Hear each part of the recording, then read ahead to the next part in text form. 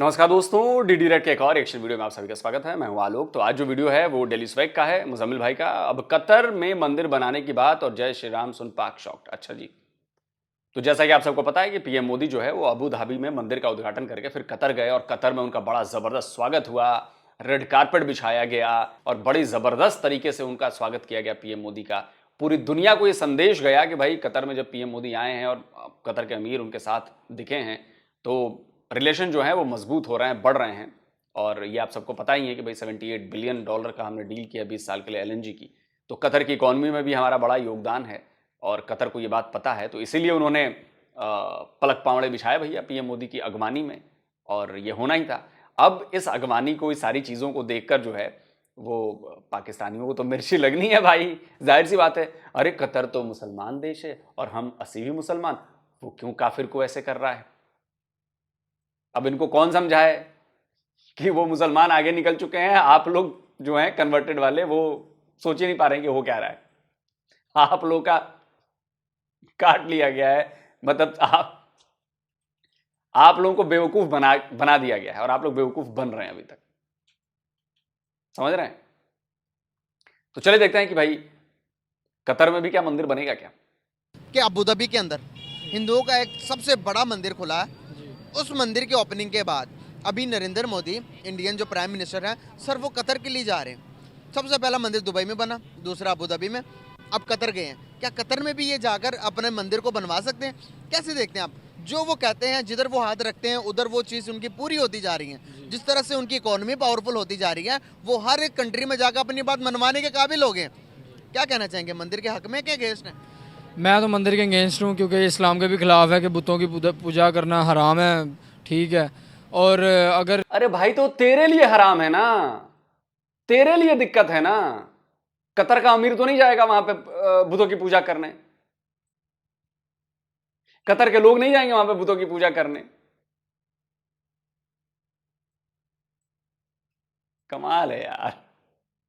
ये Abu Dhabi में बन गया तो अबू धाबी में ना ज़्यादातर जो पॉपुलेशन है ना 70 to 80% पॉपुलेशन वो बाहर के मुल्कों की है। फॉरेन वो वहाँ पे ज़्यादा रहते हैं, बहुत ज़्यादा इंडियंस बहुत ज़्यादा हैं और वहाँ पे आबादी बाहर के लोगों की ज़्यादा है। और जो वहाँ के रिहायशी हैं उनकी सिर्फ 15 से 20% आबादी है, क्योंकि इस वजह से वो मंदिर बनाने में कामयाब हो गए हैं। और कतर का जहाँ तक ताल्लुक है, वहाँ पे ज़्यादातर 80 to 90% जो लोग हैं वहाँ पे अभी रिहायशी रह रहे हैं। और कतर की जो ज़्यादातर जो गवर्नमेंट है वो फ़लस्तीन के साथ खड़ी है और वो इस तरह वो अबू धाबी की तरह वो उधर मंदिर नहीं बनने देगी कभी। अबे जाके पढ़ कुछ। कतर के जो ओरिजिनल लोग हैं कितने परसेंट हैं? इंडियंस वहां पे 20% हैं, नियर अबाउट। जाके पढ़। सबसे बड़ी दिक्कत पाकिस्तानियों में है, उनको नॉलेज ही नहीं है। जो नॉलेज उनको कोई लाके दे देता है वो इसी को सच मान लेते हैं। किसी ने आके कुछ कह दिया, सच मान लिया उसी को। ऐसे बेवकूफ लोग हैं। क्या लगता है? ना ही बनना भी नहीं चाहिए। इस तरह हमारे मुसलमान लोग गुमराही में चले जाएंगे बहुत ज़्यादा।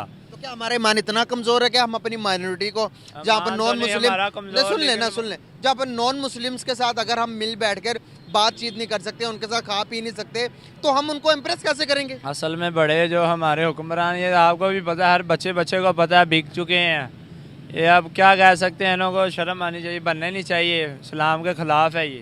कैसे देखते हैं आप कि कहीं ना कहीं इंडिया की बड़ी इकोनॉमी देख के इन्फ्लुएंस तो नहीं हो गया कतर और दुबई, और जितने सऊदी अरेबिया में जिस तरह से तरक्की करते हुए जा रहा है, तो आपको नहीं लगता कि वो आइडियोलॉजी से निकलकर आप अपने कौम के मफाद, अपने लोगों का फ़ायदा और बड़ी मईशत के साथ ताल्लुकात बेहतर करने के बारे में सोचते हैं? हम वहीं सोच लेके बैठे हुए हैं कि भाई इसको नहीं बुलाना, इसको नहीं बुलाना, ईसाई, हिंदू, सिख को नहीं बुलाना। अब दुनिया इस चीज़ से बाहर नहीं आ गई?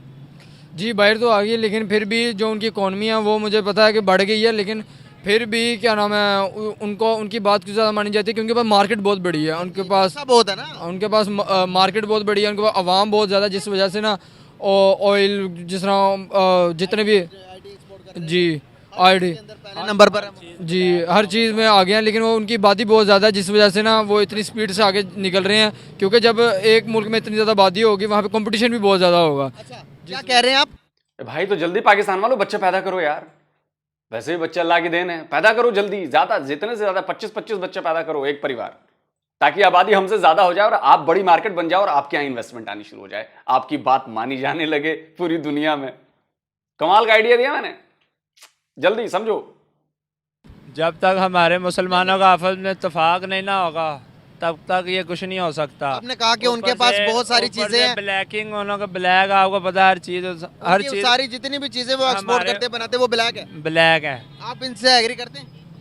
हर चीज़ नहीं, हर चीज़ तो नहीं ना ब्लैक होती है, कुछ चीज़ें में वो आ गए हैं। चीजें वाइट भी होती है, जिस तरह वो गाड़ियां ऑटोमोबाइल इंडस्ट्री में आगे जा रहे हैं। आईटी के बारे में पता है आपको क्या होती है? तो आप इसीलिए कह रहे हैं कि वो ब्लैक होती है। भाईजान वो तालीम के लिहाज से वो चांद पे चले गए हैं। ऐसे। आईटी इंडस्ट्री उनकी इतनी स्ट्रांग हो गई है, टेक्नोलॉजी इतनी मजबूत हो गई है, वो चांद पर चले गए हैं। क्या चांद पर कोई जा सकता है?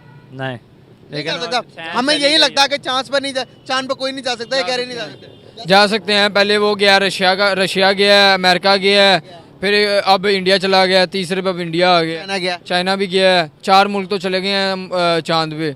ठीक है, तो लेकिन साउथ पोल पर जाने वाला इंडिया पहला मुल्क बन गया हुआ है। जी ये तो है, वो टेक्नोलॉजी में हमसे आगे हैं, दूसरी इकॉनमी में भी हमसे आगे निकल गए हैं, उन्होंने मेहनत की है, जिस वजह से आज वो दुनिया में हमसे थोड़ा आगे चल रहे हैं। हम उनसे बहुत पीछे रह गए हैं क्योंकि हमने तवज्जो नहीं दी। हमारी हुकूमतें जो हैं वो, हर हुकूमत जो भी आई है वो सिर्फ और सिर्फ करप्शन की बेस पे बनी है और लोगों को सब्सिडी तो ये तो कह रहे हैं कि वो तो हमसे बहुत आगे निकल गए हैं, क्या हम उनका मुकाबला कैसे करेंगे? फिर वो तो हर चीज़ में हमसे आगे निकल गए। इस तरह ही है ना, हर चीज आपके सामने उन्हों के पास है। हाँ।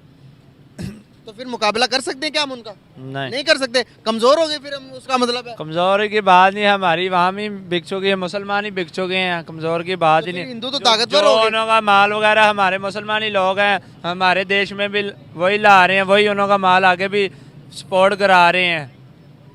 क्या कह रहे हैं, कुछ समझ आ रही इनकी आपको?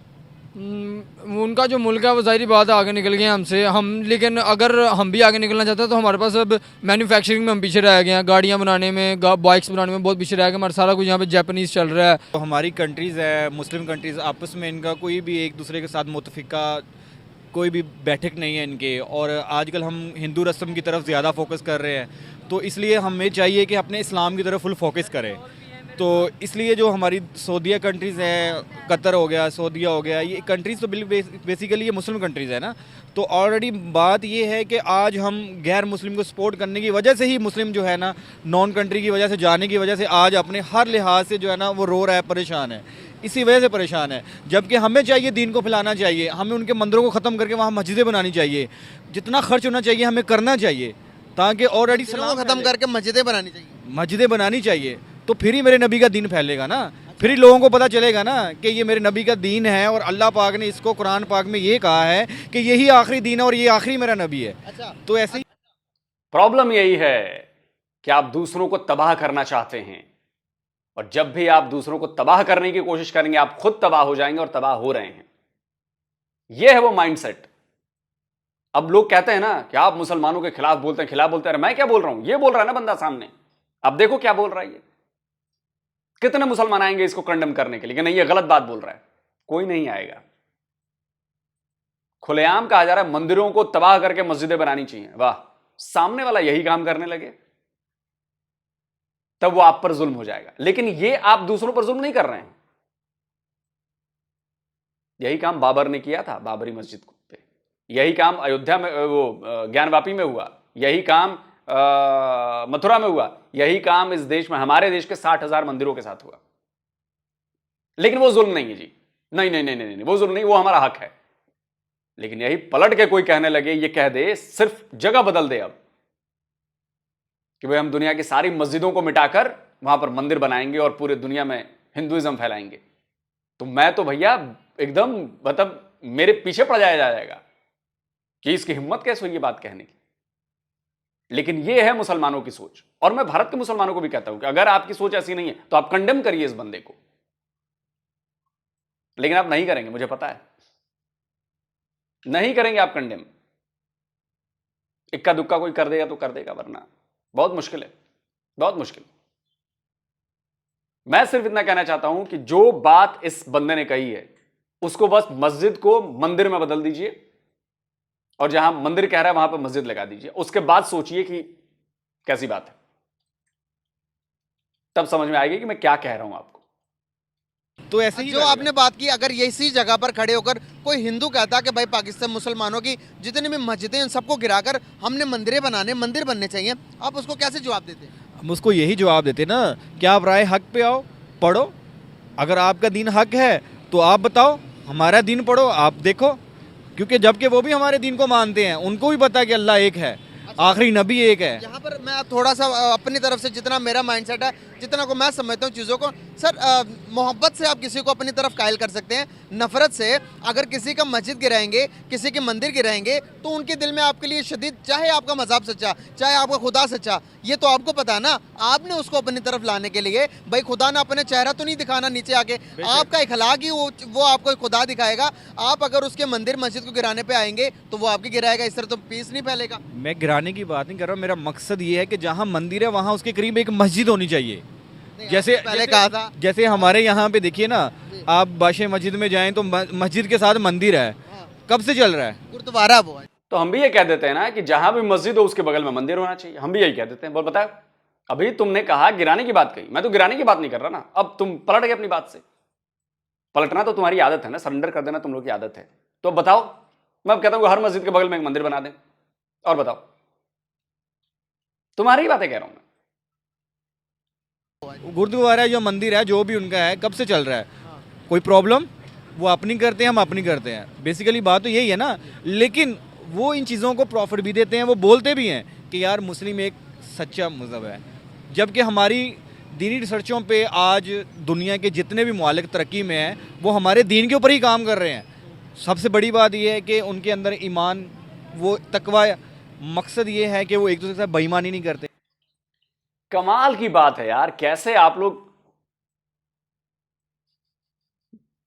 ऐसे। तो फिर मुझे ये बोलना चाहिए क्योंकि सबसे पुराने जो लिटरेचर्स हैं हमारे, वो हिंदुओं के हैं, सनातनियों के हैं, और उनमें भी यही सारी बातें लिखी हुई हैं। तो कॉपी किसने किधर किया, ये तो सवाल बनता है ना। ये तो प्रूवन है कि सबसे पुरानी जो किताबें हैं इस धरती पर मौजूद, वो किताबें सनातनियों की हैं। और बताइए, लेकिन हम ये दावा नहीं करते। और कोई आपके हिसाब से क्यों चलेगा, दूसरे मजहब वाला क्यों चलेगा? मैं ये दावा करने लगूं सब लोग तो हमारे हिसाब से चलते हैं। अरे यार कैसी बातें करो, किस दुनिया में रहते हो तुम यार, किस दुनिया में रहते हो? हर धर्म में ये बात कही गई है कि भाई बेईमानी नहीं करनी है, चोरी नहीं करना है, सच बोलना है। ये बातें तो कही गई है ना, इसके अलावा भी कई बातें कही गई हैं, आपके में, दूसरों में, तीसरे में, बहुत सारी बातें कही गई। लेकिन ये कुछ चीजें तो कॉमन ही है ना। आप लोग की बुद्धि बढ़ नहीं रही है, जकड़ गई है बुद्धि। प्रॉब्लम ये है, इस्लाम को फॉलो नहीं करते, इस्लाम पे वो मानते नहीं है, तो वो दीन पे काम कैसे करते? फॉलो नहीं करते, लेकिन हमारी चीज़ों पे रिसर्च मारते हैं।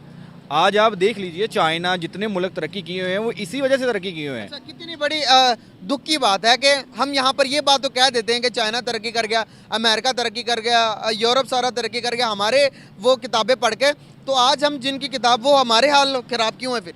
हमारे हाल इसलिए तो ख़राब है ना कि हम इस पे ईमान पे फोकस रखते ही नहीं है। यही तो बात मैंने आपको पहले शुरू में की है ना, कि हम मुस्लिम अगर एक हो जाएंगे तो आज कुछ भी नहीं हो सकता, आज सब कुछ बेहतर हो सकता है। तो भाई ये बताओ, फोकस करने से कौन रोक रहा है? आपकी किताबों को पढ़ने से कौन रोक रहा है? आपको पूरा इस्लाम फॉलो करने से कौन रोक रहा है? अबे कैसी जाहिलों वाली बातें कर रहे हो बे, रोक कौन रहा है तुम्हें? कोई काफिर आके तुम्हारा हाथ पकड़ ले रहा है, कोई काफिर आके तुम्हारा दिमाग बदल दे रहा है कि ये मत करो। इसीलिए तो कॉन्ट्राडिक्शन आती है। जैसे ही आप ये बात बोलते हो, सारी दुनिया हमें फॉलो करके ना अमीर बन गई और डेवलप हो गई, तो तुम भिखारी क्यों? अबे नहीं, वो हम फॉलो नहीं कर रहे ना। अबे तो रोका किसने है? मुंह बंद, जबान बंद। किसने रोका है?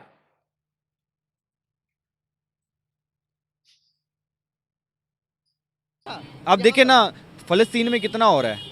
मुझे बताइए कि किसी कंट्री ने, मुस्लिम कंट्री ने, अगर वो आज स्टिक होती तो इतने मुस्लिम मरते? नहीं मरते भाईजान, इतने लोग शहीद नहीं होते। आज क्यों हुए ये पता है आपको? ये मुझे इस चीज़ का आइडिया नहीं है ना। मैं आपको बताता हूँ, मैं आपको बताता हूँ, यही इस चीज़ का आइडिया मैं आपको दिलाता हूँ। सर हमारे मेन फोकस जो है ना, वो हमने अपनी टेक्नोलॉजी पर नहीं किया, हमने एजुकेशन सिस्टम पर नहीं किया। हम अंसार करते हैं कि भाई ठीक है, होगा, हम अच्छे कौम है। भाई देखो, अच्छा कौम नो डाउट है, उसके लिए बन के दिखाना पड़ेगा ना दुनिया को। देखें जूस कितना छोटा सा मुल्क है, पूरी दुनिया पर हुकूमत करता है। क्यों? तालीमात की वजह से, अपनी एजुकेशन की वजह से, किसी को धोखा नहीं देता, बात करता है ईमानदारी करता। क्या हम ईमानदारी में रहे हैं? क्या आप दुबई देखें, आप मिडिल ईस्ट की बात करें, सऊदी अरेबिया से हमें निकाला जा रहा, पाकिस्तानियों को स्पेशली क्यों निकाला जा रहा है? इसलिए निकाला जा रहा है ना कि हम वहाँ पे जाके हरकतें ही ऐसी करते हैं ताकि बेसिकली हमें सबसे पहले वो करें, इनको डिमोट करो। अब देखें ना, इंडिया को हर कंट्री में जाने के लिए बेसिकली खुल इजाज़त है, वो इजीली चले जाते हैं। हमने सऊदीया में जाने के लिए देखिए आज लोग इतना रोते हैं, इतनी पॉलिसियाँ निकल आई हैं। उन्होंने सबसे पहले कहा कि पाकिस्तानियों को यहाँ से वेरिफिकेशन करवाएं कि पाकिस्तानी क्रिमिनल तो नहीं है, इसके ऊपर कोई केस तो नहीं है। क्यों?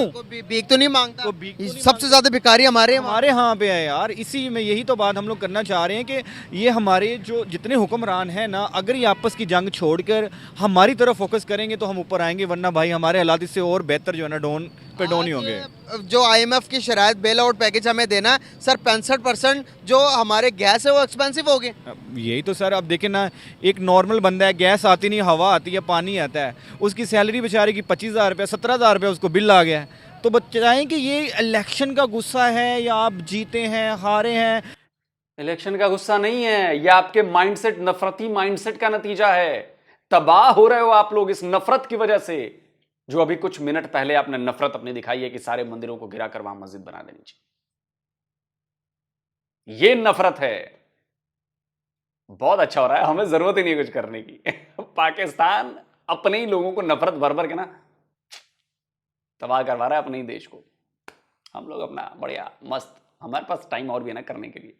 कहां ये सब अपने ही मर रहे हैं, तो कहां हम लोग घुसे उसमें? मर भाई।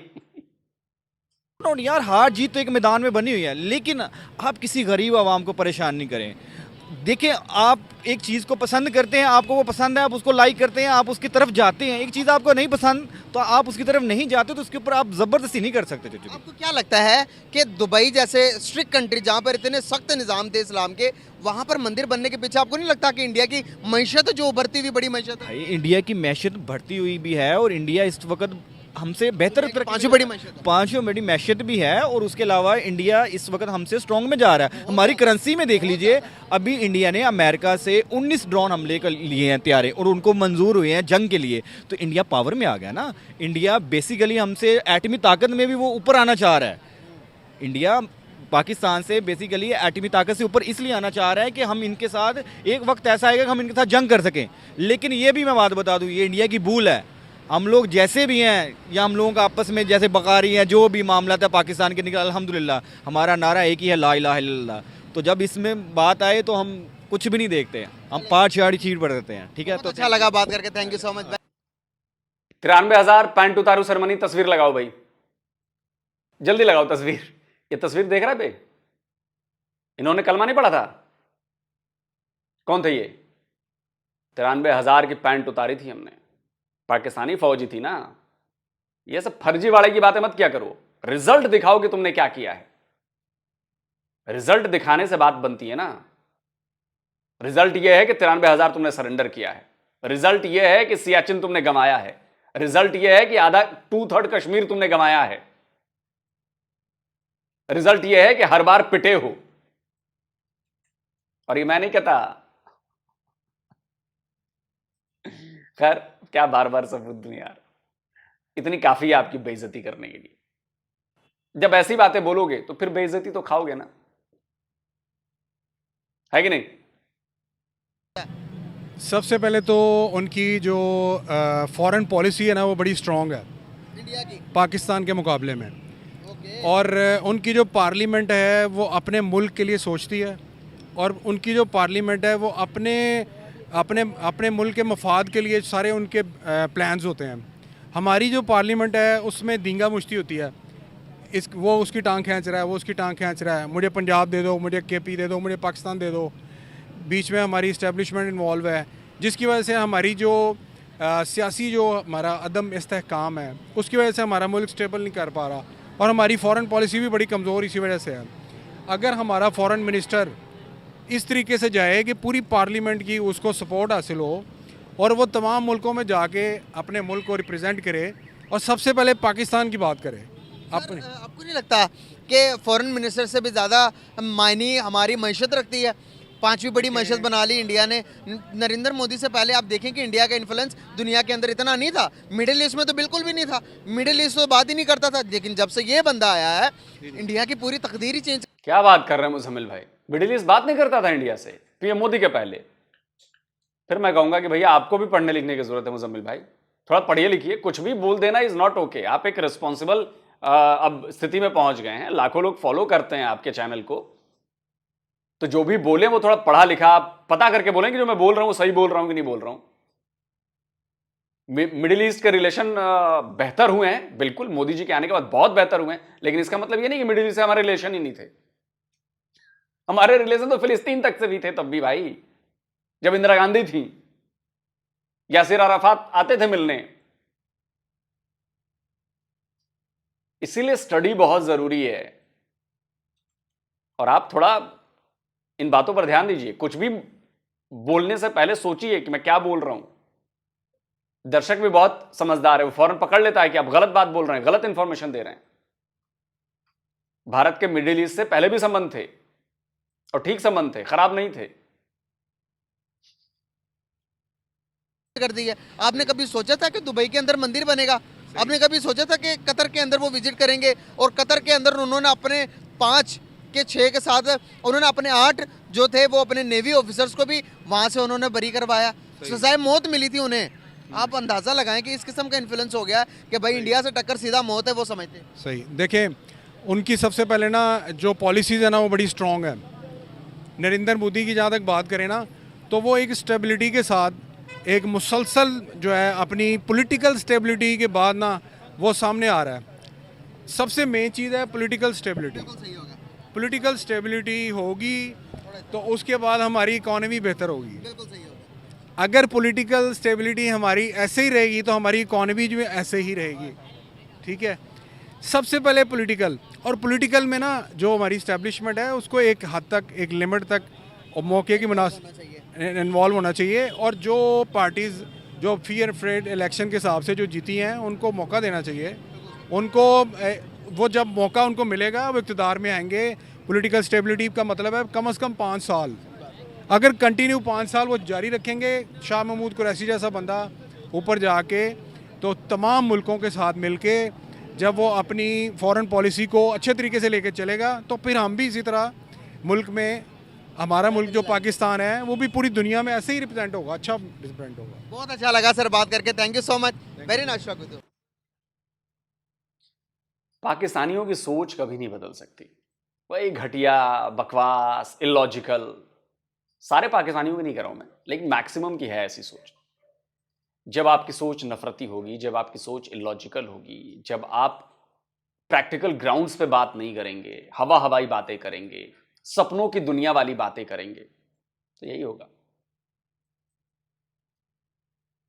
सामने वाले की चीज मिटा देनी है हमें, अगर ये दिमाग में बात घुसी हुई है,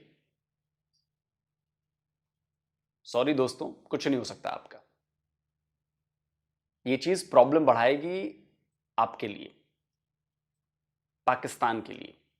और जो जो देश ऐसी सोच रखते हैं या जो जो कम्युनिटी ऐसी सोच रखती है, उन सब के लिए प्रॉब्लम बढ़ेगी। आप हर देश से निकाले जाएंगे, आपको आपके देशों से बाहर निकलने नहीं दिया जाएगा, क्योंकि कहीं और घुसने की इजाजत नहीं देंगे। आप सोचिए क्या हालत होगी आपकी। आप अपने बच्चों को किस तरह का भविष्य देंगे? भुखमरी वाला भविष्य, जाहिलों वाला भविष्य, एक एक रुपए के लिए, खाने के लिए मरने वाला भविष्य। आपके ऊपर डिपेंड करता है कि आप अपने आने वाली जनरेशंस को क्या देंगे। और अगर आपने नहीं सोचा, यकीन मानिए जो आप लोगों के साथ हो रहा है अभी, इससे भी भयंकर होने वाला है। आप लोगों को आइसोलेट कर दिया जाएगा, आपसे कोई बात करना तक पसंद नहीं करेगा, आपसे कोई पूछेगा नहीं। और जब आप दूसरों पर अटैक करेंगे, दूसरों की चीजें हथियाने की कोशिश करेंगे, तो फिर लात पड़ेगी। फिर मत चिल्लाइएगा कि हमारे साथ ऐसा हो रहा है, वैसा हो रहा है। पाकिस्तानियों को यह बात समझनी पड़ेगी कि बदलाव सबसे पहले अपने अंदर लाइए। फॉरेन पॉलिसी कैसी है, सरकार कैसी है, उससे नहीं होता। जब तक आप अपने अंदर इंडिविजुअल के तौर पर बदलाव लेकर नहीं आएंगे, तब तक कुछ भी नहीं बदला जा सकता। नहीं बदल सकते। 76 ईयर्स में क्या बदला है आपने अपने यहां, बता दीजिए, क्या बदला आपके यहां? अगर बदला होता, आप लोगों ने कोशिश की होती, तो यकीन मानिए जो पाकिस्तान की आज ऐसी हालत ऐसी होती नहीं। पाकिस्तान आज एक खुशहाल देश होता। चलिए बहुत खुशहाल तो नहीं, लेकिन खुश होता।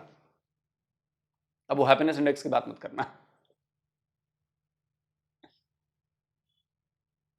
आप लोग अच्छी तरह जानते हैं कि आपके यहां की ग्राउंड रियलिटी क्या है।